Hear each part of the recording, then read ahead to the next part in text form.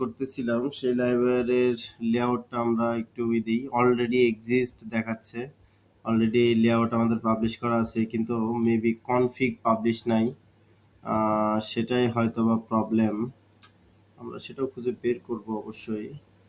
Install দেওয়ার পরে কোথায় থাকে সেই কমান্ড? পিএসপিআইডি সেন্সর,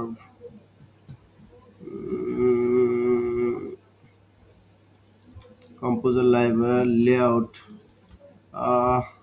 আচ্ছা, আমার যতটুকু ধারণা এটা কনফিগ পাবলিশ করা লাগে। কনফিগটা আমরা পাবলিশ করে ফেলি, তাহলে মনে হয় হয়ে যাবে। পিএসপি আর্টিসান লাইব্রেরি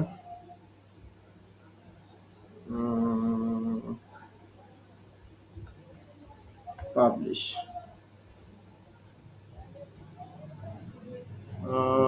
বানানটা আমাদের ভুল হয়েছে, জাস্ট আমরা এখানে ইয়ে দিয়ে দিয়েছি লাইব্রেরি। আচ্ছা, আমাদের এখানে দিতে হবে, ওটা বাদ দিয়ে অন্যটা দিচ্ছি। ইয়েস, আমাদের কিন্তু পাবলিশ হয়ে গেছে।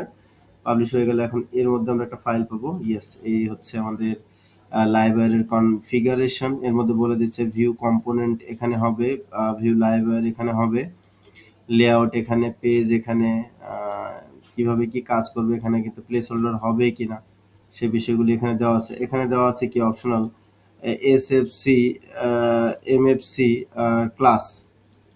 মূলত এসএফসি হচ্ছে সিঙ্গেল ফাইল কন্টেন্ট মেবি, আর মাল্টিপল ফাইল কনফিগ মেবি এটা। আর এটা হচ্ছে ক্লাস বেস মানে একজ্যাক্ট মানে লিখবো, ব্যাক এন্ডের কোড লিখবো আর এক জায়গায় ফ্রন্ট এন্ডের কোড লিখবো। তো এই ক্লাস বেসটাই মূলত আমার মানে চয়েস। আমি ক্লাস বেসে যাব যাতে 2 পেজে সেপারেট কোড থাকে আমার।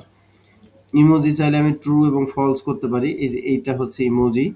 আর জেএস, সিএসএস, টেস্ট এগুলো হবে কিনা, অন্যান্য বিষয়গুলো, অন্যান্য কনফিগারগুলো আমরা অবশ্যই পরে দেখে নেব, বাট এখনই নয়। এখানে টেম্পোরারি ফাইল কি কি প্রসেসে আপলোড হবে, রিডাইরেক্ট হয়ে কোথায় যাবে, লিগেন্সি মডেল বাইন্ডিং কিভাবে হবে, ইনজেকশন কিভাবে হবে, শো প্রসেস বার কিভাবে হবে এবং প্রসেস বারের কালার কি হবে, এই সব জিনিসগুলো। এই যে মপ মেকার টি কি হবে, ট্রু না ফলস, স্মার্ট ওয়্যার কি কি হবে, পেজিনেশন থিম। এই যে এখানে দেওয়া আছে কি টেলএন্ড, আমরা কি দেব বলেন তো? বুস্ট্র্যাপ দেব। কারণ আমরা কি ব্যবহার করব? বুস্ট্র্যাপ ব্যবহার করব, আমরা কিন্তু টেলএন্ড ইউজ করব না। এখানে আরো অন্যান্য বিষয় যেমন প্লে লোডে কি কি আছে না আছে, এই কনফিগার গুলো অবশ্যই অবশ্যই অবশ্যই আমাদের বুঝতে হবে। না বুঝলে কাজ করতে গিয়ে মাঝপথে গিয়ে থেমে যাইতে হবে। যার কারণে কিন্তু আমি আবার এই লারাভেল কিন্তু শুরু থেকে চেষ্টা করতেছি একটু ভেঙে ভেঙে ভেঙে বোঝার জন্য। তো বুঝতে পারলেন যে লাইব্রেরির যে মূল কনফিগার সেটা মূলত এখানে থাকে, এবং পাশাপাশি অ্যাপের মধ্যে এখানে দেখবেন একটা লাইব্রেরি ফাইলই পুরো মানে ফোল্ডারই ক্রিয়েট হয়ে গেছে। এবং পাশাপাশি যদি আমি ইসে যাই, ভিউ এর মধ্যে যাই, এখানে গেলে আমি লাইব্রেরির জন্য এই যে ডেডিকেটেড ফাইল পাবো। হ্যাঁ, এখানে কি আছে? এখানে থাকবে হচ্ছে ব্লেড ফাইল, আর ওখানে থাকবে হচ্ছে ক্লাসের কোডগুলো থাকবে। হ্যাঁ, আই হোপ মনে হয় বুঝে গেছেন। পরবর্তী কাজ হচ্ছে আমাদের ফ্লুক্সটাকে আসলে টোটালি রিমুভ করা। কেন ফ্লুক্স আছে, কি কারণে আছে, এই জিনিসটাকে আমাদের আগে সরাইতে হবে।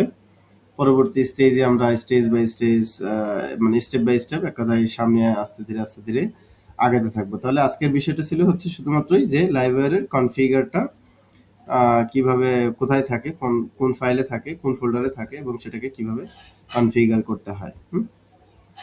তো ওকে, ঠিক আছে।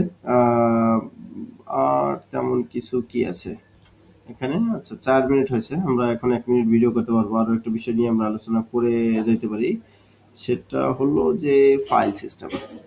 ফাইল সিস্টেমের মধ্যে কিভাবে কি কাজ করবে, লোকালে কি কাজ করবে না করবে, মানে এক কথায় এইটা হচ্ছে আপনার পুরো ফাইল ম্যানেজার কিভাবে কাজ করে। এখানে ডেটাবেস কিভাবে কাজ করছে না করছে, এখানে ডেটাবেস দেওয়া আছে।